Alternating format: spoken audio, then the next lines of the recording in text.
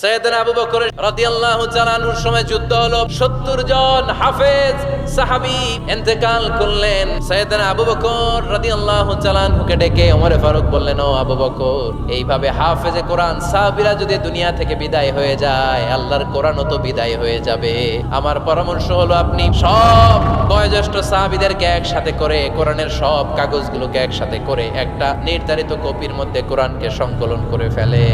সাইয়েদনা আবু বকর বললেন, যেটা আমার নবী করে না, এটা আমি কেমনে করি? কিন্তু ওমর ফারুক নাচরবান্দা বলে, না, এটা করলে কোনো খারাপ হবে না, ভালোই হবে। মুসলিম উম্মার জন্য এক জায়গায় কোরআন সন্নিবেশিত থাকবে, আপনি করেন। সাইয়েদনা আবু বকর রাজি হয় না, ওমর ফারুকও ছাড়ে না। ওমর ফারুক বলতে বলতে এমন ভাবে সাইয়েদনা আবু বকর রাদিয়াল্লাহু তাআলা আনহুকে ধরলেন, সব শেষে সাইয়েদনা আবু বকর ওমর ফারুকের কথায় কোরআন সংকলনে রাজি হয়ে গেলেন। উনি বললেন, ওমর যখন আমাকে বারবার বুঝাতে লাগলো, আল্লাহ তাআলা আমার হৃদয়টা ওমরের কথা শোনার জন্য খুলে দিলেন। আল্লাহ তাআলা কেমন যেন আমাকে ইলহাম করলেন, আবু বকর করো, এই কাজের মধ্য দিয়ে আমি আমার কোরআনকে গোটা বিশ্বে জীবিত রেখে দেব।